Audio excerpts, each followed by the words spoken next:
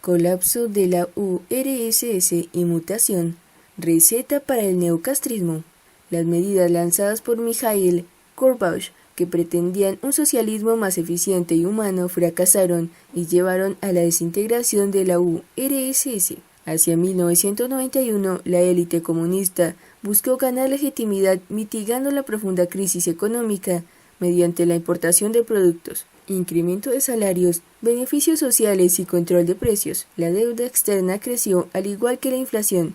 Las maniobras eran pocas y tardías. El ambiente errático estimuló la búsqueda del enriquecimiento de los directores rojos, cuadros partidistas, oficiales de la KGB. La nomenclatura comprendió que podía mantener los privilegios ahora sin ideologías. ¿Por qué manejar un Volga si se puede un Mercedes? El fracaso del golpe de Estado de ese año aceleró la dinámica de las transformaciones políticas y económicas e hizo lucir al sector oportunista de la nomenclatura como reformista. Ellos, junto a los de la línea dura, eran obstáculos de las transformaciones y solo cedieron, a cambio de beneficios personales, apoderarse de empresas y acumular fortunas. La privatización en Rusia terminó convirtiéndose en una piñata cargada de corrupción y clientelismo político. Quien fuera primer ministro en ese periodo, el economista Yegor Gaidar, se ha justificado mediante el dilema de dar pasos fallidos o aceptar la permanencia de los comunistas como su sistema.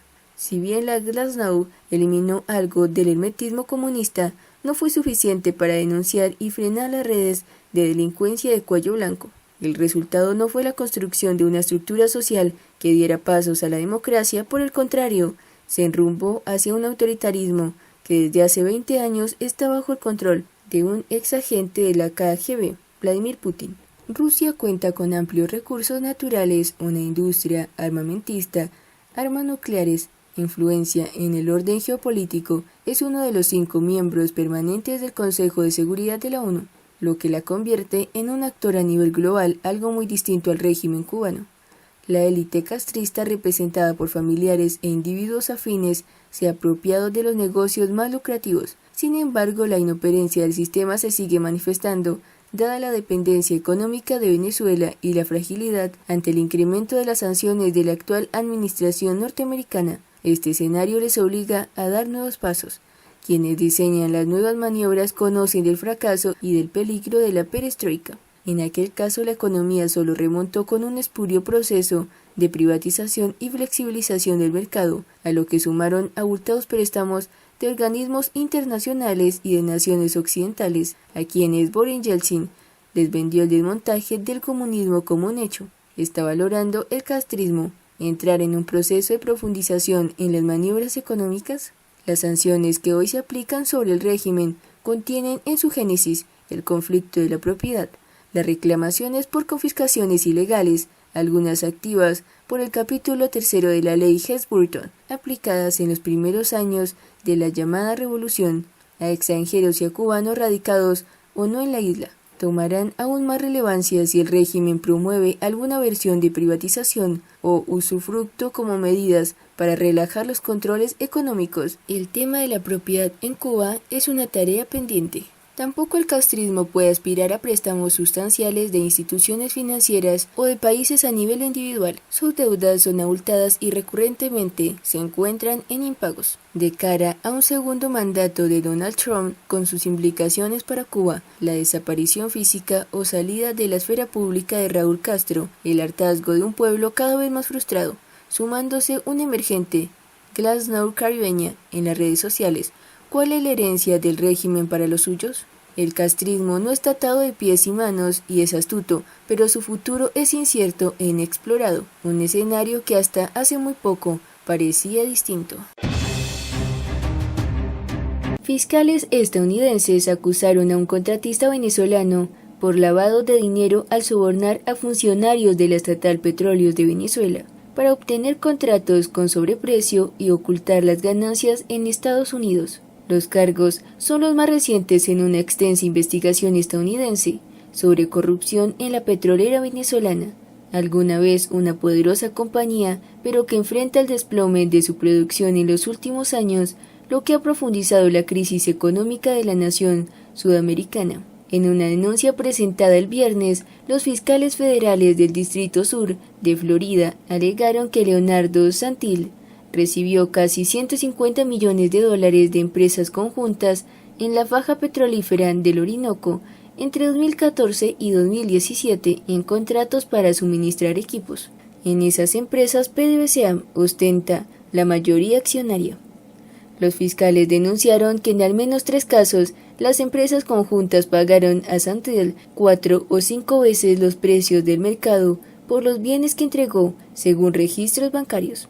La fiscalía también detalló millones de dólares en sobornos que Santil supuestamente pagó a los funcionarios de las empresas mixtas para ganar los contratos, citando correos electrónicos, registros bancarios y entrevistas con testigos confidenciales, incluidos algunos empleados a PDVSA que reconocieron haber recibido sobornos. Reuters no pudo comunicarse inmediatamente con Santil para hacer comentarios y ningún abogado estaba incluido en los registros de la corte. PDVSA no respondió de inmediato a una solicitud de comentarios. Santil intentó lavar las ganancias a través de cuentas bancarias de Florida y las autoridades confiscaron en 2018 unos $44,7 millones de sus fondos, dijeron algunos de los fiscales. Reserva Federal de Estados Unidos anuncia compra ilimitada de bonos del Tesoro. La Reserva Federal de Estados Unidos anunció que adquirirá un monto ilimitado de bonos del Tesoro y títulos respaldados por hipotecas en una andanada de programas para sustentar los mercados financieros en respuesta a la crisis causada por el problema de salud. En su anuncio, el Banco Central estadounidense indicó que comprará activos en los montos necesarios para mantener un funcionamiento normal de los mercados y una ejecución efectiva de la política monetaria. Anteriormente, la Fed había fijado un límite de $700 millones para sus compras de activos, indicando que adquiriría $500 millones en bonos del Tesoro y $200 millones y $200 mil millones en títulos hipotecarios. Asimismo, la Fed anunció una serie de nuevos programas de préstamos por un monto de $300 millones que tiene el propósito de dar apoyo a las empresas y las municipalidades más afectadas por la paralización de buena parte de la economía estadounidense, debido al problema de salud que afecta al mundo. Pese al anuncio de la Fed, antes de la apertura de los mercados, las acciones abrieron la jornada con pérdidas y los bonos del Tesoro con vencimiento en 10 años también cayeron, mientras que el dólar perdía terreno frente a otras divisas. El anuncio de la Fed trata de calmar los ánimos en los mercados debido a las sombrías perspectivas económicas que se prevén debido al avance mundial de la enfermedad, que ya ha obligado a ordenar la muerte de un tercio de la población estadounidense y ha causado 35.225 contagios y 471 en Estados Unidos, según recuentos no oficiales. El presidente del Banco de la Reserva Federal de San Luis, James Bullard, en una entrevista difundida por Bloomberg, indicó que el índice de desempleo en Estados Unidos, que ha estado en alrededor del 3,6% durante meses, el nivel más bajo en medio siglo, podría llegar al 30% como resultado del paro causado por la enfermedad. Bullard vaticinó que habrá una caída del 50% de la tasa anual del crecimiento de la economía y una pérdida de ingresos en el segundo trimestre de $2,5 billones.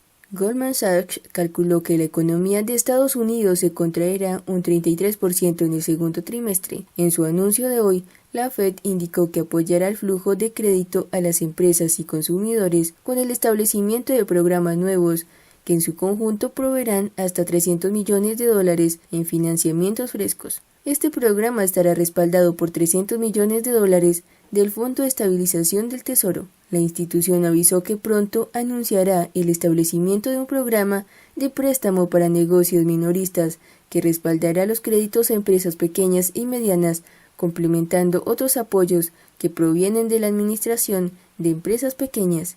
Otros 2 programas apuntan a dar apoyo a las compañías más grandes. Uno de ellos comprende la emisión de nuevos bonos y títulos de crédito, y el otro apunta a dar liquidez para los bonos empresariales pendientes. Una ventanilla de préstamos sobre títulos respaldados por activos permitirá la emisión de títulos respaldados por préstamos estudiantiles, préstamos para la compra de vehículos automotores, préstamos en tarjeta de crédito, préstamos garantizados por la Administración de Empresas Pequeñas, entre otros activos. Un programa que apunta a dar ayuda a las municipalidades, estados y ciudades, amplía el mecanismo ya existente de liquidez en mercados de fondos mutuos para incluir una gama más amplia de títulos, incluidos los bonos municipales con tasa variable.